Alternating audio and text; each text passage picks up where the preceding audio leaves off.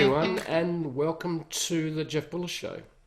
Now, today I have with me another Jeff, and he spells it the correct way, Jeff, Jeff Wald. Welcome to the show, Jeff. It's an absolute pleasure to have you here.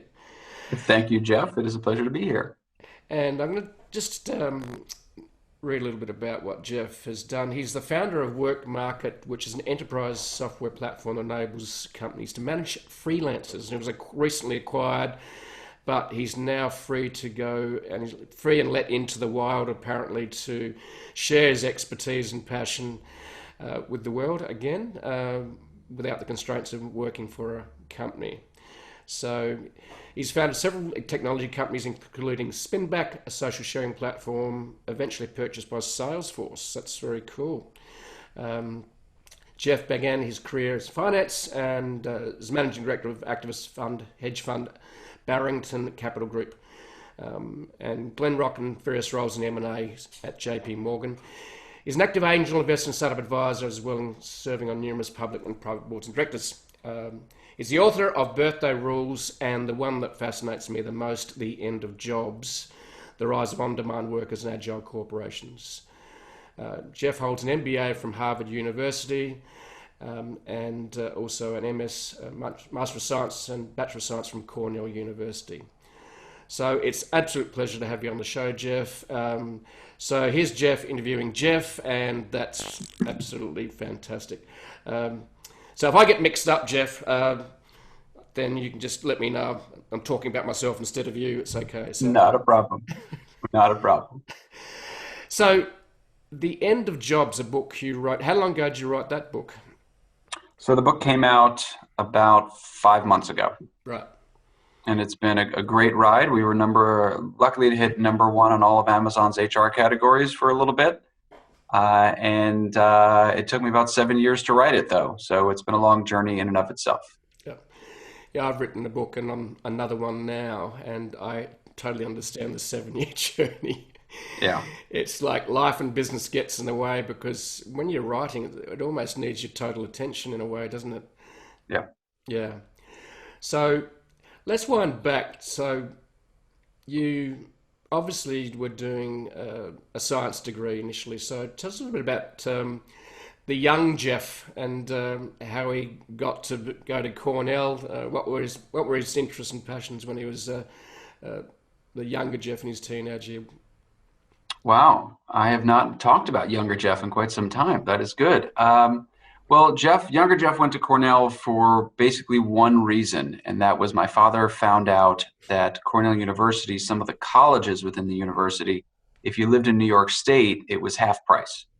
And so he very quickly declared, and this is where you will be going. I'm not sure I could have gotten into any better schools, but I was lucky enough to get into Cornell, and it was a great journey. I did a combined undergrad and grad program with a master's in public policy. Mm-hmm.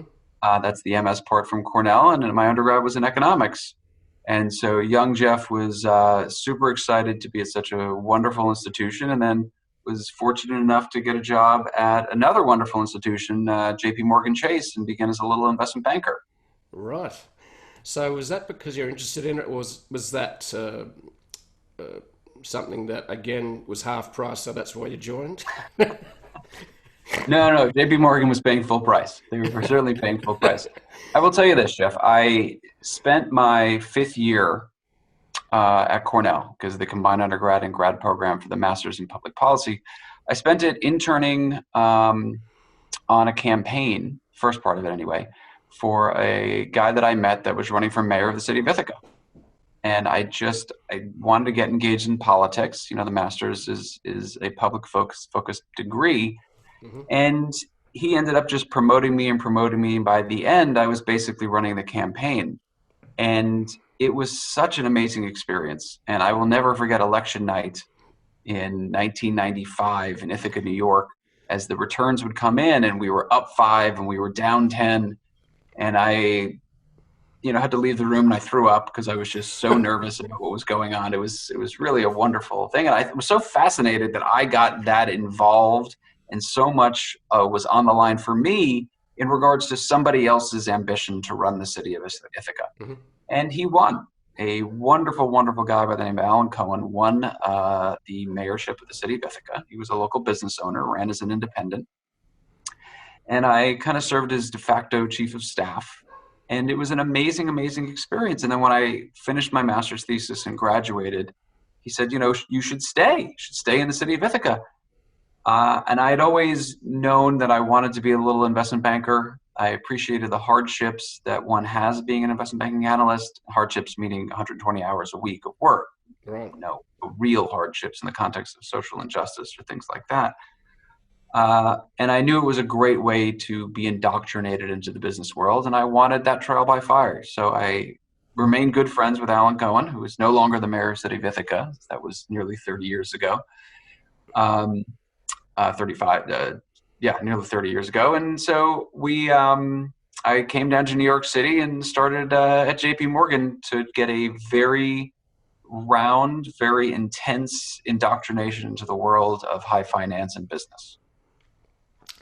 So you would have seen quite a few changes in that space over the last, 25 years? It certainly has been a business that has evolved, as every business has had to evolve. And companies like JP Morgan Chase are, I think, just now having to evolve in an even more rapid pace, given everything happening in fintech. You see Ant Financial going public in Shanghai and Hong Kong on November 5th.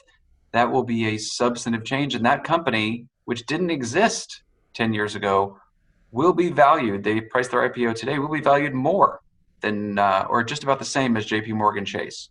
And I'm sure on its first day of trading, it will be valued at more than JP Morgan Chase. So what does Ant do? I have heard of the name. It's Ant is digital payments. Mm-hmm. They enable digital payments, but not the way we think about it, right? We think about digital payments taking our phone and swiping it past a PIN pad. That's just a digital way to do the exact same payment. It's just, all it's doing is a different way of reading our credit card. Instead of us swiping the credit card, it's just grabbing the data from our phone. Digital payments are more along the lines of a Venmo for those in the US, or a PayPal or some other equivalent, where we're just moving it from one account to another and we're bypassing the traditional rails of the finance system. And that provides a substantive challenge to companies like JP Morgan Chase and Visa and MasterCard that have controlled these rails for so long. Yeah, it's fascinating to watch that. And I get most of my payments via PayPal from all around the world. Mm-hmm. It's instant. You see the traditional banks and the fees they take and the time they take to transfer. You're going, you're just hanging on my money because you can, and because you want to use that for making some money on the way through, and take a fee for almost doing nothing because it's all digital now. Is that correct? I would challenge that a little bit, Jeff. I wouldn't challenge it entirely, but I challenge it a little bit. Look, at Work Market, we moved billions of dollars around because we were the platform that a lot of companies, most large companies that manage large amounts of freelancers, used our software. And so if you're working with ABC Corp and they're going to pay you $1,000, they upload the $1,000 to Work Market, they hit pay, and it goes into your account on Work Market, the freelancer that did that job for $1,000. And then you tell us how you want to disperse it. You could disperse it to PayPal or to a debit card or to your bank account. And I will tell you, even just touching that money for a little bit means you have a lot of responsibilities in terms of KYC and AML. KYC, know your customer. AML, anti-money laundering. Right. Let alone the GDPR or other privacy concerns you have around people's data. It is very, very complicated to run these businesses, and they need to be done really well with the highest standard of security. And that stuff is not cheap to do, and it is not cheap to maintain. Yeah, a lot of compliance and regulation. Yes. And coming from an organization, so this last company, Work Market, was bought by ADP about 2.5 years ago. Watching ADP, Jeff, I mean, we move billions. They move trillions of dollars around the globe. They are the world's largest payroll engine, in addition to being the largest human capital management software company. And I have been inside their NOCs, their network operations centers. It is mind-blowing, the kind of infrastructure and technology a company like ADP brings to bear, because you got to make sure no one's stealing that money. So let's dive into a little bit about how you obviously started Work Market. When did that journey begin? That journey began on June 4th of 2010. Was the formal starting of a company called Work Market Inc.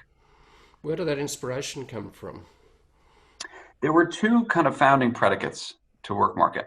Mm-hmm. One was a paper written in 1937 called The Nature of the Firm by Professor Ronald Coase, won a Nobel Prize. And it talked about why we have these things called companies. Why do companies exist? Well, they exist because it allows for the accumulation of capital and knowledge and workers, because it is much more efficient to produce output. But what's the right structure for companies? And Professor Coase theorized, first as a theory, the theory was companies are better off having very small fixed cost kernels, very few people employed full-time by the company, and everything else being done on an on-demand basis. He didn't use the word on-demand. He used the word on a contract basis. The way you don't have a whole team of inside lawyers, you work with an outside law firm. Mm-hmm. You may not have a whole team of janitors employed by your company. You employ a service that comes in and performs janitorial services. And he felt that almost all functions in the company should be outsourced. That was the theory. But his conclusion in 1937 was that the cost of engaging somebody, of setting the terms that you're going to work with them, on managing them through it, on paying them, on offboarding them, those things were so high that you were better off having a very large and inefficient fixed cost structure at a company. And I remember reading that paper at Harvard during business school and thinking, okay, I appreciate in 1937 how that was the conclusion. But if we've learned anything about the internet, it is that it reduces transaction costs. And so would Professor Coase come to the same conclusion today? So I actually at business school started to rewrite that paper. And I started writing a paper. I got a thesis advisor called The Nature of the Firm Revisited, and very quickly realized that that is beyond my capabilities. I was not smart enough to do it. So I spent most of business school time just getting drunk and having fun. It was a much better use of my time. And but I never forgot that statement, that kernel of should companies be reimagined? That was the first predicate. The second was my co-founder had started the first online marketplace, a company called OnForce. Mm-hmm. And within OnForce, he had built an IT services marketplace. And all of his customers always used to ask him, well, can you do more than IT services? The answer was no. Can I bring my own contractors on and not just use the marketplace? And the answer was no. And we thought we should be able to answer yes to those questions. And answering yes meant building enterprise software, not a discrete marketplace of just a few people. Mm-hmm. So you started it in 2010. It was a very interesting time because I started writing about social media in 2009. That's when I started.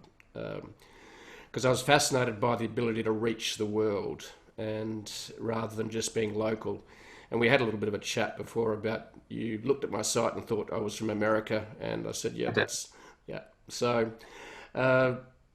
when I started, I realised that if I made out as if I was one of you guys, that there would be, I'd be welcomed to the club before they made a judgment whether I was a Aussie or not. Fair enough. No, and what I mean by that is that we're more comfortable with our own, nationalities and so on. So, right from the word "dot," I really made it apparent that it was global. And what excited me about social media, despite its foibles that we're in the middle of exploring, like fake news and narcissism and everything else. Any technology has both good parts and bad parts. Dynamite had the same issues, nuclear power has the same issues. So what excited me about social media was the ability to reach the world, and also, and this is why your book, The End of Jobs, The Rise of On-Demand Workers, like reimagining corporations and how we work, is something that is quite dear to my heart, because I have a virtual team from all around the world, from Hungary to the Philippines to Australia to the US. And it's a fascinating world we live now, but we've got literally, over a century of the modern corporation that is very part of who we are and how we operate and how we work. And so you started the business with your partner, and just tell us a little bit about, you got the inspiration because it came from the reimagining of work. Could you outsource workers, or should you do a low-paid, very inefficient bunch of employees, as described in 1937, I think it was? So what were some of the challenges as you started this platform work market? Well, I will tell you this, Jeff. We were super fortunate because my co-founder and I, confusingly also named Jeff, by the way, he and I had built a company together before successfully. We had built a company together before unsuccessfully. Our first company together failed. And so when we went to venture capitalists with this new idea, one, it was a big idea. The idea to reimagine the way the world works. You're talking about, McKinsey did a study in 2008 saying there's 1 trillion in on-demand labor. If companies have the systems and processes, that 1 trillion can move to 3 to 4 trillion. And anytime you're throwing the word trillion into your business plans, you know you're working on something potentially big. So it was a big idea. You had a team between my co-founder and I that had been together through failure, through success. He had had a few startup successes before that. And so we were fortunate that just with our business plan, we were able to raise $6 million in seed funding. So it was just me, Jeff, 19 PowerPoint slides, and 2 of the best venture capitalists in the world, Union Square Ventures and Spark Capital, gave us $6 million. So we were very, very fortunate. And I would tell people out there that are able to raise money very quickly, it's a double-edged sword. Obviously, it is a great thing, and we could immediately hire a team. You'd think that we would just go with an outsourced team, but actually this is one of those circumstances where I think you need full-time employees, one of the many, many circumstances, I should say, where you need full-time employees. But we started a countdown a couple of months in saying, we're going to launch in 100 days. And we literally went onto the walls. We used to write on the walls in that first office, which is one of the many reasons we lost our security deposit. And we just wrote the number 100. And we said to the team, I think there were 15 of us at the time, almost all developers. We said, we're going live in 100 days. Someone was like, where'd you come up with that? We're like, we just made it up. Where it's the 100-day countdown. It starts now. And then every day we'd cross it out and write 99, 98, 97. And we did launch. And it ended up being February 14th. It was Valentine's Day, 2011. And, there were innumerable problems. I tell people that there are 10,000 mistakes that we made in the building of work market. And the first one was actually calling it work market, quite frankly, because in the labor world, there are platforms and there are marketplaces. And because I called the company work market, everyone thought we had a marketplace, and we don't. We're a platform for companies to manage their own labor.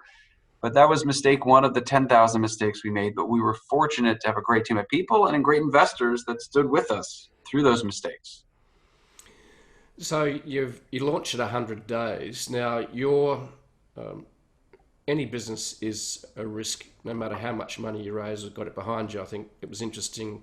I think there's one company that launched 6 months ago in the US, can't remember the name of it, raised 1.5 billion and they just shut the doors. Yep. I've heard of companies. Quibi. Yeah, Quibi. Yep. Yeah. And that was a terrible idea. I don't know who funded that. That was just crazy.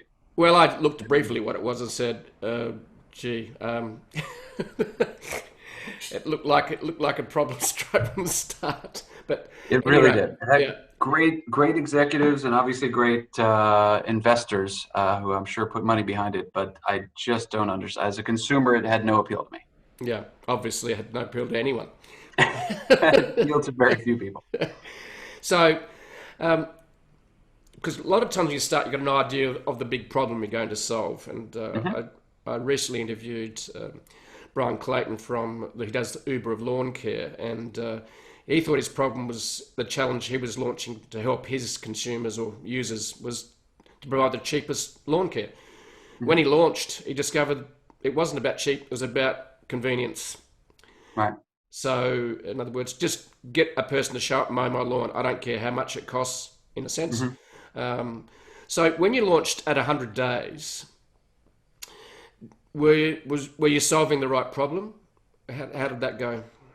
That is a great question. I actually literally just spoke with one of our former engineers today, and he asked me a very similar question. And then, given the fact that I just left, my lockup ended, I've been very reflective and kind of, looking through files and moving old, files onto my personal servers.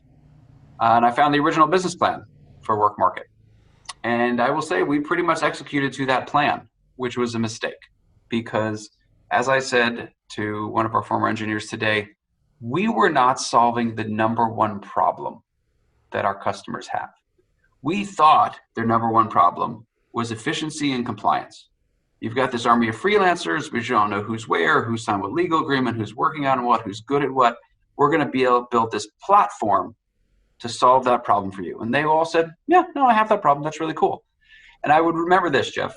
We'd go into sales meetings and I'd say, number one mistake I made was calling it WorkMarket. We don't have a marketplace. And they'd say, okay, but I really need plumbers in Cleveland. And I would say, I understand, but let me make sure I'm really clear about this. We don't have plumbers in Cleveland. It's software, efficiency and compliance. They'd say, I get it. We'd spend an hour. I'd walk them through the hall, song and dance. And at the end of the hour, they'd be like, oh my God, I totally see it. Efficiency, compliance, that's amazing. Before you go, I have one last question for you though. How many plumbers do you have in Cleveland though? Because I really need plumbers in Cleveland. Yeah. And here's the thing. When you hear that a couple times, it's not them that doesn't get it. It's you. I didn't get it. I should have stopped and given them what they really wanted, which was plumbers in Cleveland. Now look, we had a great outcome. We in total raised about $100 million in venture capital. All of our investors made money. Everybody in the team made money. It was great. But we didn't achieve what we set out to achieve because we didn't pivot and really give them what they wanted. What they wanted was plumbers in Cleveland. So that is fascinating that you thought that the big problem was compliance and processes. But they were the biggest problem you just described then was before that. They just wanted a plumber first, then we could look after the rest later. Is that correct? They did, and I would often say when I finally realized this a few years ago and tried to start pivoting us, which I didn't do successfully, I would often say they will forgive us all the other mistakes, all the other features we don't have, bugs that we have, all kinds of, connections not working, this API doesn't do this, and blah, blah. They would forgive us all that if we got them the people they need. If you solve their number one problem, they'll forgive you for the fact that number 2, 3, and 4 aren't perfect. But if you're not solving number one, if you're just solving 2, 3, and 4 for me, you better be solving them real close to perfect. Because I'm not forgiving you anything because I still have my number one problem that's causing me pain. And so we unfortunately were very focused on 2, 3, and 4, which were important problems to solve. And we solved them better than anybody in the world. But because we're not solving number one, they demanded so much from 2, 3, and 4 that we would get caught in minutia and fixing every tiny thing, which, we had to do. But they would have forgiven us that if we got them plumbers in Cleveland. Yeah, that's the reason I asked that question is because I've heard so many startups think they know what the customer problem is. And it's not until, an idea is an idea until it hits the ground. Then you discover where that idea works. Right. Yeah. So you obviously made a success of it. In other words, you're solving some problems, enough problems to... Yeah. So you exited how long ago? Because you've just obviously been let off the golden handcuffs, I suppose, on performance and everything else. So when did they come and make an offer to buy you? I will tell you, they made an offer to buy us about 3.5 years ago, but they finally did buy us and close on it about 2.5 years ago. Right. Okay. So it was the beginning of 2018. Right. Okay. And I gave my word that I would stay for a certain period of time. That period of time is up. And so I remain an advisor to ADP. I have nothing but amazing, amazing things to say about ADP. But for a guy like me, who's an entrepreneur who just likes to run fast and break things, ADP is one of the best large companies in the world, but they do not run fast and break things. They move very methodically and they dot every I and cross every T, as well they should when moving trillions of dollars around the globe. But as much as I loved it there, it was time for me to think about my next adventure. Let's wind it back a little bit. You mentioned that you did do a successful startup and a non-successful startup prior to this, and is that so? There's one you sold called Spinback that you sold Yep. to Salesforce. It sounds like that was the successful startup. Is that correct? That one was successful, but it was also the failure. Right. So we had a company by the same name 2.5 years, maybe 3 years earlier, Yep. that didn't work. Now, Jeff, it didn't work because there were three of us that founded the company. The other two couldn't get along, and after a year and a half, they finally blew up, and they sued each other, and it was Okay. just a mess, just an absolute mess. And it took a couple years for us to get the assets back once all the lawsuits got settled, and then we were able to restart it. But I will tell you, when that company went down, I had been funding it, myself and one of the other founders. And then when it went under, we had a lot of investors. I dug into my own pocket and paid those investors back. And those were my last dollars. And so it basically bankrupted me. Mm-hmm. And I remember not leaving my apartment for a month because I was just so depressed from that failure. I'd had all of this tremendous success before with the schools that I was fortunate enough to go to, with the firms I was fortunate enough to work at. And there I was standing and getting a phone call from my mom asking if I needed to move back home. Mm-hmm. And look, we should all be so lucky to have that sort of support network, but that doesn't make it any less horrifying to somebody to think to yourself, oh my gosh, like I just failed at everything and I'm out of money. How did it come to this? And it was tough. It took me a month to kind of pick myself up, dust myself off, and get back in the game. But it's an important lesson. It was an important lesson for me. And it's certainly important for other entrepreneurs to understand that, the success stories that we read about, the companies that get sold for whatever, or go public for whatever, those are the minor stories of what happens in startup land. Mm. We all know the statistics that 90% of the companies are going to fail and all these other things. And so when I talk to founders, I say, failure is not only an option, it is your most likely outcome. Mm. And that's okay. You got to pick yourself up and dust yourself off. We have all been there. We have all failed. And so it is important for those of us that have been successful to talk about the failures that have lifted us and given us the strength of character, the strength of determination to continue through, because those are the things that pave the way for the success. Exactly. Yeah, I've had over the years success and failure, and it's very painful. And I do remember once when it was a tough time in life too, and going, I could go back and live with mum and dad, and it's like, gee, I just can't do that. It was maybe an option, but yeah, it's the chances of success are very, very low for most startups, and it's tough. But I suppose as human beings, we're always full of ideas. We want to have a go. We're creative individuals, and being in business is a creative endeavor, much as a lot of people don't think it is. So before we move, I want to chat about the End of Jobs book soon, but the other thing is, so tell us a little bit about Spinback and the successful reinvention of the first company that didn't work. Tell us a little bit about that and what the business concept was, and how you got to sell it to Salesforce. So the concept was the idea that people like sharing products. They like to take products and either associate with them or share them with their friends, or both. And when we started Spinback, the only way to do that was to copy the URL and to email it to somebody. Be like, hey, I just saw this cool pair of shoes. Hey, this jacket's on sale, whatever it is. And so we wanted to give brand owners and retailers, e-tailers, the ability to empower the consumer to share the product in a more efficient way. So we created what is known as a advertising object that had a picture, that had a description, that had a buy button, that had a spin button. So I could send it to you or post it on my Facebook page or post it on my blog, and you could either buy it from there, meaning buy it and then go back to the store and buy it, or you could spin it forward. And so it created these, what were known as viral recommendation networks. And in 2006, when we started the company, that was an incredibly novel idea. Yeah, absolutely. So it took until about 2010 to get it back.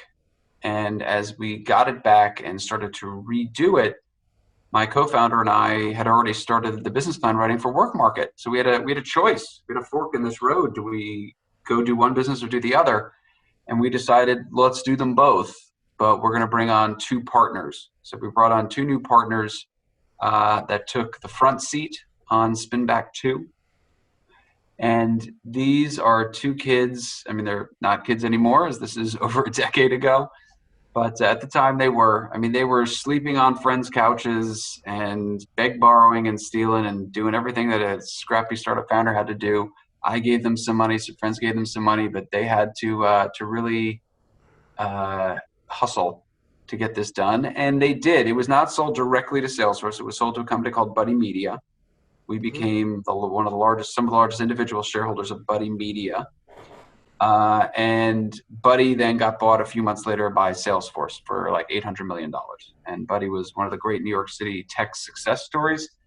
And I remember when the deal was going through, Jeff and I are knee deep in Work Market. We are spending some time on Spinback, but it is really the other guys that are taking it and running it forward.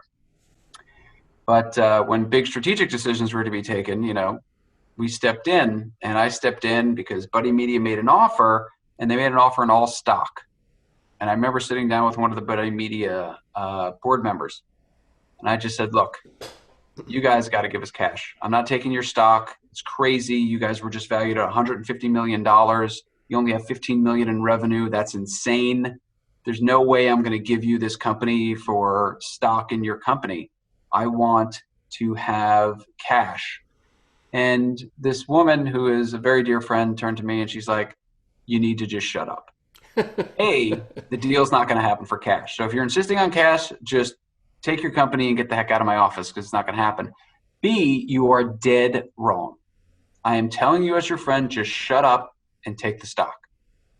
And so I am certainly smart enough to know when I am not the smartest person in the room. I said, done, let's get the deal done. We signed it up and we took their stock valued at $150 million. And then a few months later, they got bought for $800 million, which I'm assuming she knew was happening. So it ended up being a great outcome. But, I'll tell you this, Jeff, when people ask me the story about, my startup journey, up until a few years ago, I would just say, I founded a company called Spinback, and through various twists and turns, it got sold to Buddy Media and then Salesforce. I never told people about the failure, about the depression, about how many years it took to kind of build myself back up. And that was a failing on my part. I should have been much more candid about it for a much longer period of time. Yeah, it's. I think people, if you just talk about success all the time, don't talk about the failure and the pain along that journey to get there. I think if you are willing to be open about that, it's Brené Brown with the power of vulnerability. I think it's when you can stand on stage and share those stories of loss. That's what makes you really human, and also gives you. Everyone thinks that by doing that you show weakness. I think it shows power. I'm in violent agreement, and I would certainly encourage everybody to watch her TED Talks. I think she is a gift to the world. Yeah.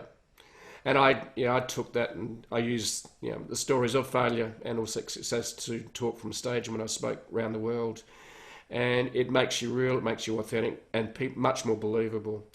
And so you sold Spinback. You're working on ADF to. Now let's get to the book, The End of Jobs. It took you 7 years to write. Yep, and I totally get that. And so you talk about, I suppose, the world has had, you said, three functions in technological change: mechanisation, electrification, and computerisation. Mm-hmm. And now we're in the middle of the fourth big leap, which is robots and AI. Yes. So let's let's have a little chat about I'd be really intrigued by your thoughts on where the future of work is going, and are we seeing the end of jobs, or we're just seeing the reinvention of work? Well, I'll tell you this, Jeff. Nobody has any idea where the world of work is going, right? Like, let's just start with that. This stuff is super, super hard. And anyone that pretends like, oh, in 20 years, this is going to happen, you have no idea. Just shut up. Like, this is why I wrote the book, is to give a framework for people to have thoughtful discussions about the future of work. Now, look, within it, I use that framework to make some predictions, and I'm not going to shy away. I will give you my thoughts about what's going to happen. But I acknowledge that they have a reasonable probability of coming true, not a very high probability. People that make predictions on the future of work outside of the corpus of evidence available, and to me, in the world of work, that is the history of work, as you identified, these three technological step functions we've been through before. How do you make predictions on the fourth industrial revolution if you don't study the first three? Exactly. So history of work is one. The data in the world of work is two. And then three is how companies actually engage workers. I'm going to harken back to something you said a little bit ago around the guy doing the lawn business.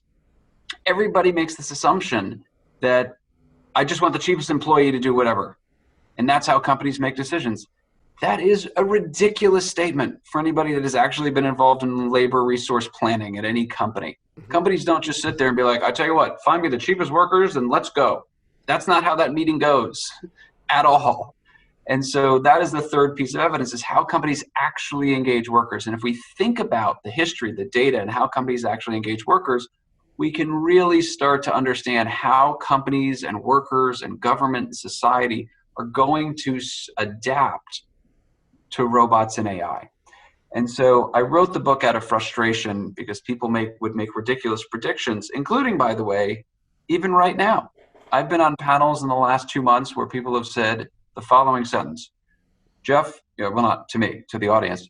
They'll say, I'm predicting that post-pandemic, 50% of the US workforce is going to work remote.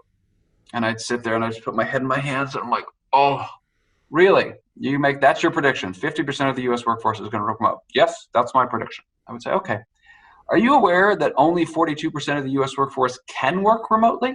That is the natural limit. And the United States has the highest limit of workforce that can work remotely in the world. And they would say, well, no. I'm like, okay, because I don't know how you predict 50% when only 42% of the workforce can work remotely. It's just a poignant example of people making predictions outside of this corpus of evidence.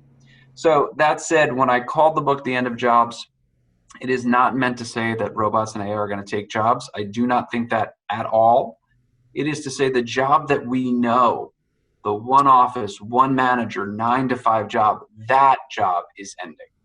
And it is giving way to what we call the fluid, team-based, work from anywhere, always-on job. But when we think specifically about robots and AI, I will tell you, when we break down the data, the most intelligent analysis I have seen and helped put together would say that we will have no net job losses from robots and AI. There will be job losses. 10 to 15% of jobs over the next 20 years will go, but we will grow other parts of the economy, we will grow other sectors, and more jobs will be created than are lost. And so the big challenge for the fourth industrial revolution is the same challenge that we had in the first, second, and third industrial revolution, which is we need to retrain workers from the jobs and industries that are dying to the jobs and industries that are growing. And that's the challenge. Yeah, it is. I think the other, that's some great insight, and I totally agree with you. No one knows what's going to happen in 20 years. And I think what's important is and you've identified, the four big shifts, and robots and AI is the next shift driven by the intersection of technologies. But yeah, I think identifying trends is going to give you an insight into where's it all moving, and then how can I adapt to that. And I find that area quite fascinating. I've left very traditional industry. I was a teacher. That was my first career, and then I've I've been in retail, which is the worst business decision I ever made. I started a 7-day a week retail business selling beds and furniture, and gee, that's a story on its own. But and I finally found my way back into digital. That was a 6-year sort of disaster that happened, but that's fine. But the future of work, I think the other thing that fascinates with the future of work, and it gets very much to society, is, and we've just seen a huge antitrust case launched in the US against Google by the government. And what I've watched is around the world is the big corporations are all about minimizing tax. It's about eventually power. Google's catch cry used to be "do no evil." So the reality is that, and we've seen it in America, we've seen it around the world, is the hollowing out of the middle class. In other words, the rich get richer. The middle class, it was the aspirational class after the Second World War, saw that the American dream was to be able to start a business, increase your standard of living. How do you see robots and AI and corporations playing out with that as humans? I'm sure you got some insights on that. Well, when I talk about the doom or the challenges that society will have, it is around this retraining, and it is around the exacerbation of existing gaps in society. Now, whether those gaps are racial gaps or geographic gaps or socioeconomic gaps, they are substantive gaps in a lot of different societies, certainly in the United States, which is the main focus of study of the book. And if we do not do the retraining necessary to get people into good, what are traditionally middle-class jobs, which are growing. Pre-COVID, there were more job openings than there were unemployed people in the United States.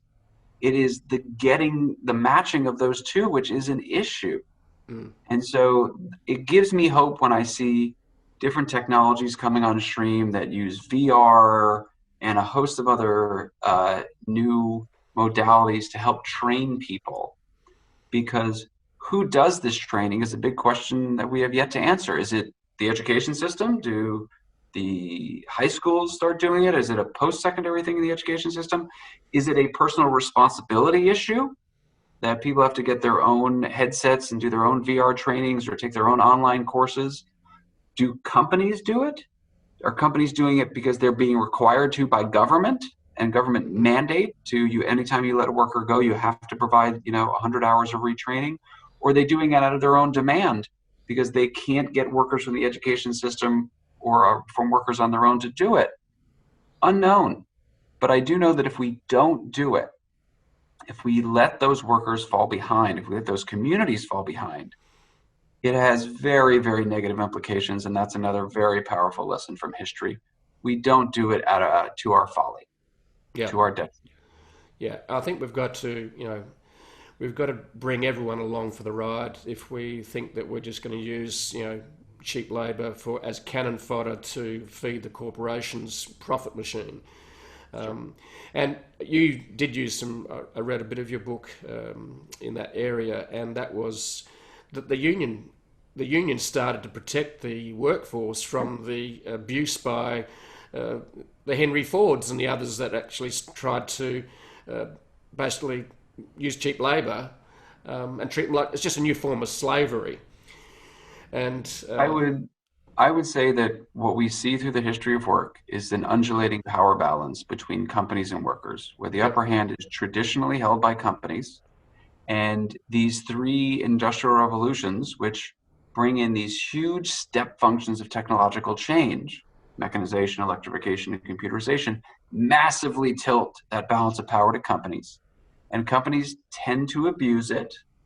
And then there are forces that rise to help workers. Those forces are regulation, the social safety net, and to your point, unions. And the role unions have played through the history of work has been a very, very beneficial one for workers. Now, we can argue what's happened to the union movement over the last 50 years, whatever time frame you want to put on it. What gives me hope is the evolution of the union movement. And I think about something like the fight for 15 here in the United States. The fight for a $15 minimum wage. Right now, the federal minimum wage is $7.25, and it differs state by state. The fight for 15 was a movement that was started in Seattle by the SEIU, the Service Employees International Union, but it morphed, Jeff. It morphed into a grassroots activist, mostly non-union, activist-led campaign, which has led to several states, I think at this point the majority of states, moving their state minimum wage up towards, none of them are at it yet, but towards $15 an hour. And so that is a powerful, powerful statement about how workers can unite in a common cause, because it's not the union movement per se. That's the movement that has, or the entity, the union as we know it, that has come and crystallized for workers. But it's the idea of workers bounding together to collectively enforce their power to bring that power balance somewhat back into harmony. Do you see that as one part of the solution to bring that imbalance between the power of the corporation and the worker into place? What else do you see? I do. I mean, I don't know if it's the union movement as it exists, because the union movement as it exists, certainly in the United States, has struggled mightily over the last 30, 40 years. So whether it's an evolution of that movement or some other structure, I think the other things that become very important here are the regulatory environment. Yeah. And so whenever I give a speech about this, I'll always end up with a point you and I made earlier, which is predicting the future of work is hard, right? Like, we don't really know what's going to happen. We don't know how it's going to happen, but we do get a ability to influence it. And especially those people that live in democracies, we get the right to choose the men and women that are going to sit and determine what the regulatory structure is, determine what the social safety net is, determine what environments the unions exist in or workers' rights exist in.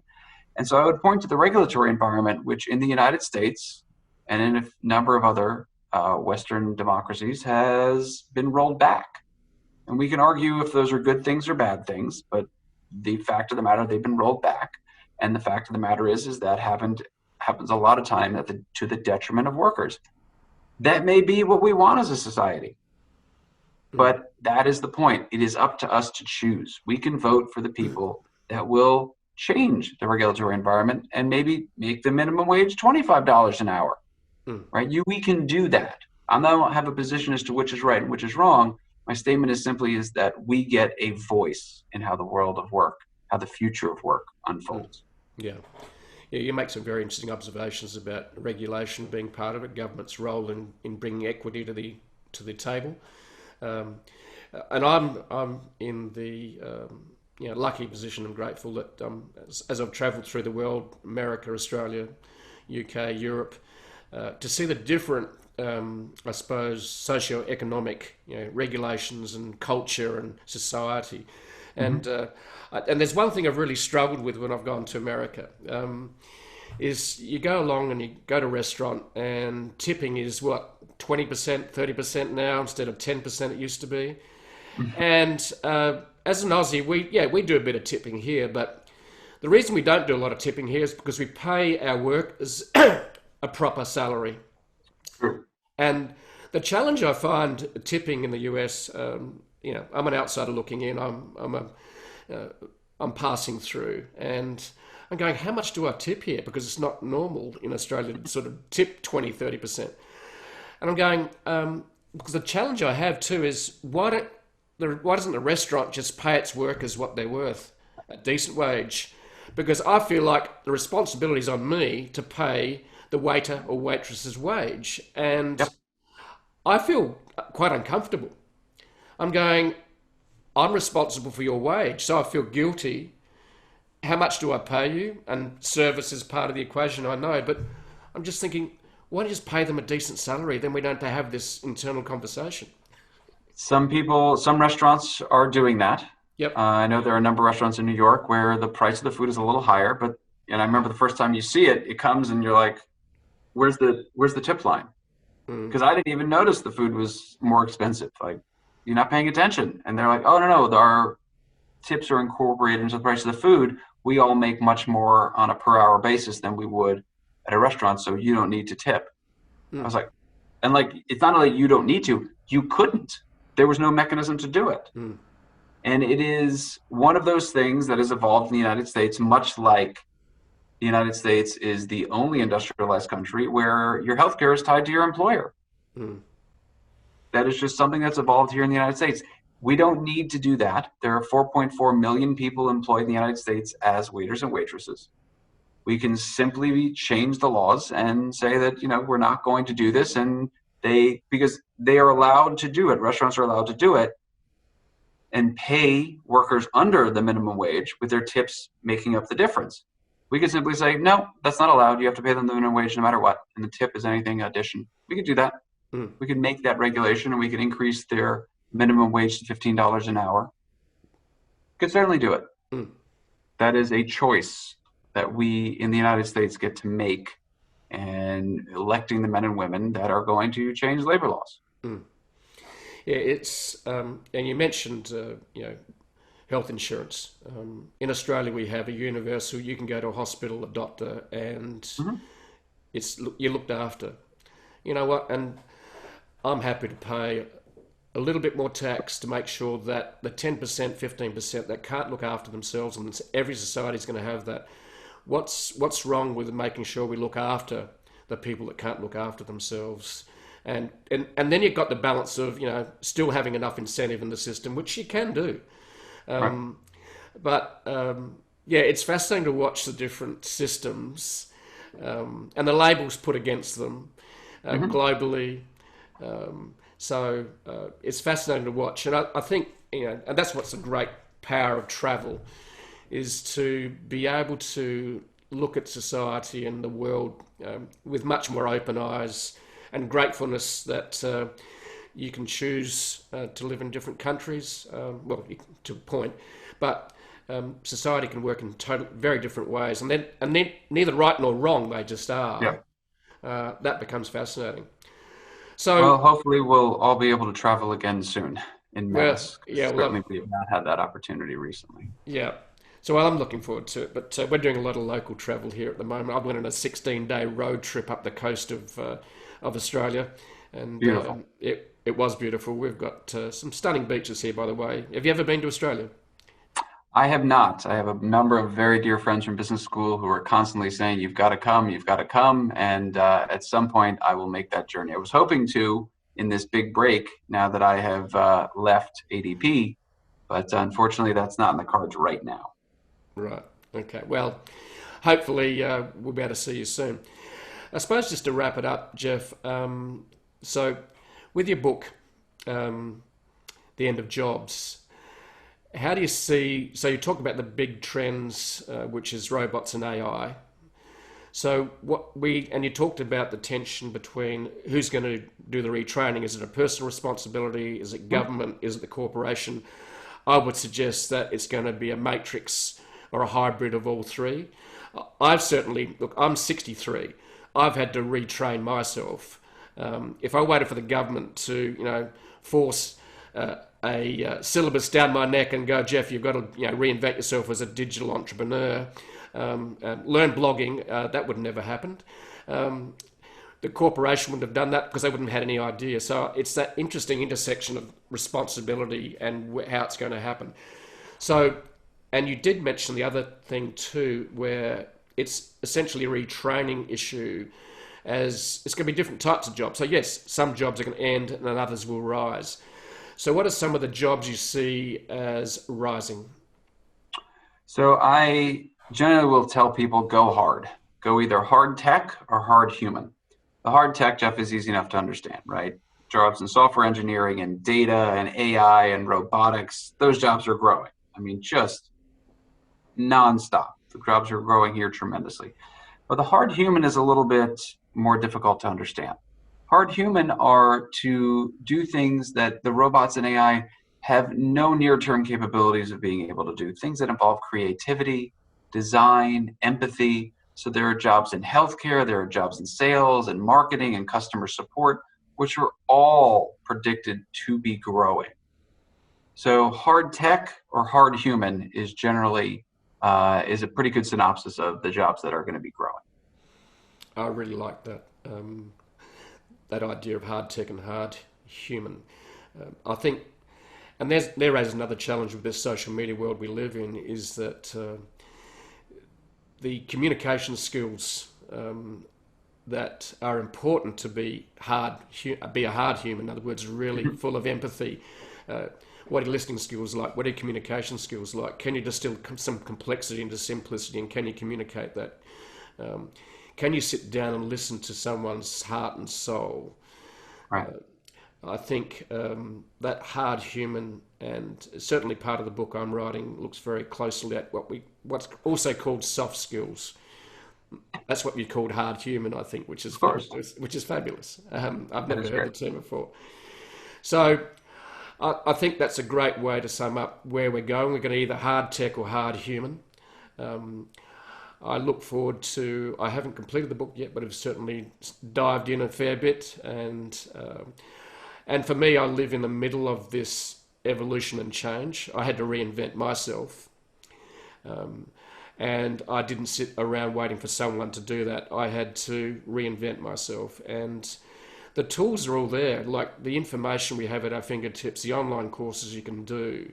But it really comes down to what's important is the ability to be willing to learn and to be aware. And I think, and certainly you must have been through all this. You're aware of, read something that inspired you to start, the business, workplace, is the name of it, I think? Work market. Work market. So you saw how it was all changing, and it came from reading something from 1937. True. And the reality is humans don't change in essence. The patterns are all there. We're primal. We want to put food on the table. We want to feel that we're okay, we're recognised. So just to wrap it up, Jeff, what would be one big takeaway that you'd like to share with our listeners on the future of work and maybe the future of the world?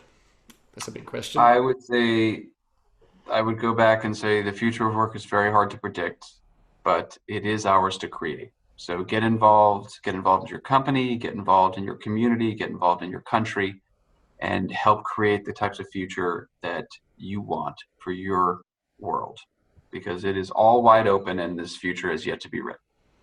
It is. And the opportunities are there. We just got to take an idea and also take action, like you just said. In other words, get involved. Thank you, Jeff, for a fabulous conversation where we went forwards and backwards and dived in on the edge of politics, on the edge of society, socio-economic. I know you're involved in helping change the world with some, what you're involved in currently. And I hope that works out well, because I think you are heading in the right direction. And thank you. Thank you very much for your time. And I look forward to seeing what happens in the next few months. Thank you so much for having me. Stay safe and be well.